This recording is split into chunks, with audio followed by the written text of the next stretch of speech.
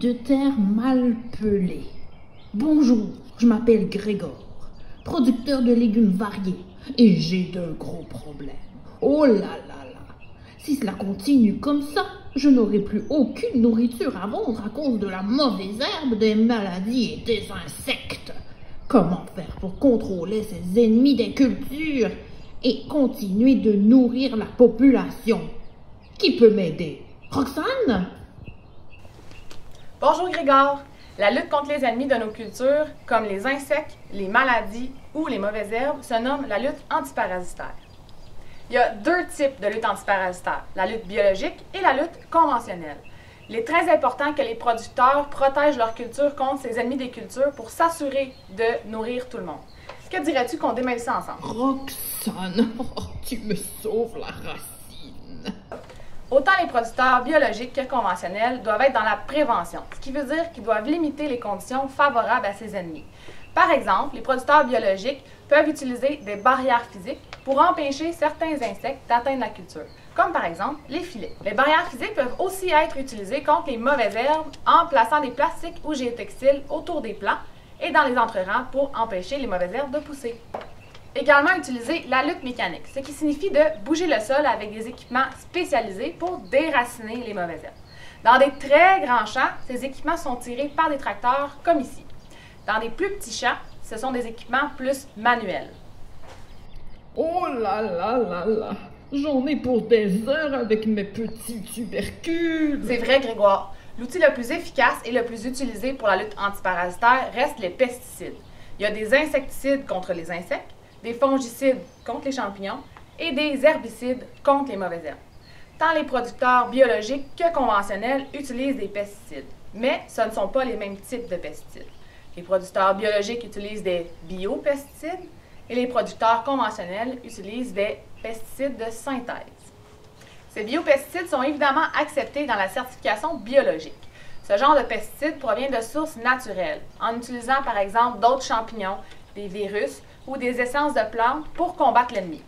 Voici un exemple. La pyréthrine. Ouais, je sais, c'est un mot compliqué. Mais en fait, c'est un insecticide naturel qui vient de l'extrait de la plante chrysanthème. Aussi, il y a plusieurs biopesticides qui sont faits à base de savon, de vinaigre ou de peroxyde. Souvent, en fait dans la plupart des cas, les biopesticides seront également faits en laboratoire pour accélérer le processus. Les pesticides de synthèse utilisés en conventionnel sont créés dans un laboratoire grâce à la chimie. Certains de ces pesticides se retrouvent dans la nature, mais ce n'est pas le cas de la plupart. Mais un pesticide de synthèse doit être beaucoup plus dangereux qu'un biopesticide, Roxane. Non, pas nécessairement. Le danger d'un produit, plus précisément sa toxicité, peut être basse ou élevée, autant pour un pesticide de synthèse que pour les biopesticides. Tu dois savoir, Grégor, que tous les pesticides subissent de nombreux tests par Santé Canada avant qu'ils puissent être utilisés dans les champs. Les producteurs doivent également respecter plusieurs règles comme comment les appliquer, quand le faire et quelle quantité. Je comprends bien la différence. Mais comment un producteur biologique ou conventionnel sait quand il doit appliquer un pesticide? Très bonne question, Grégor. Les producteurs font ce qu'on appelle de la lutte intégrée. D'abord, ils feront le suivi de leur culture pour valider la présence d'insectes, de maladies et de mauvaises herbes. Lorsque la présence de l'ennemi a atteint un seuil critique qui est établi par des scientifiques, le producteur devra agir. Il pourra utiliser un pesticide ou d'autres alternatives plus biologiques comme les barrières physiques ou la lutte mécanique dont on a parlé tout à l'heure. C'est intéressant ça. Lorsque le producteur effectue le suivi de ses cultures, ils observent les mauvais insectes, mais aussi les bons insectes, ceux qui vont manger l'ennemi.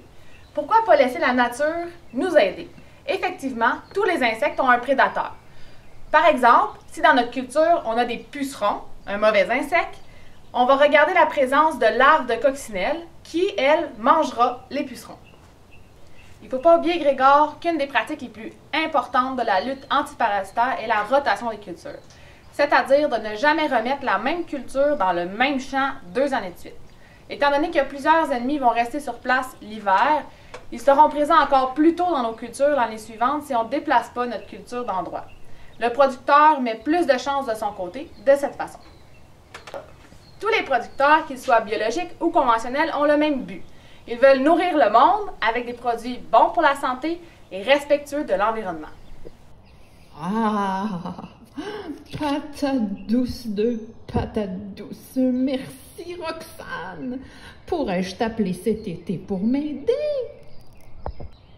Bien sûr, Grégor, que tu peux appeler ton agronome. En fait, autant les producteurs conventionnels que biologiques ont accès à des précieux conseils de leur agronome.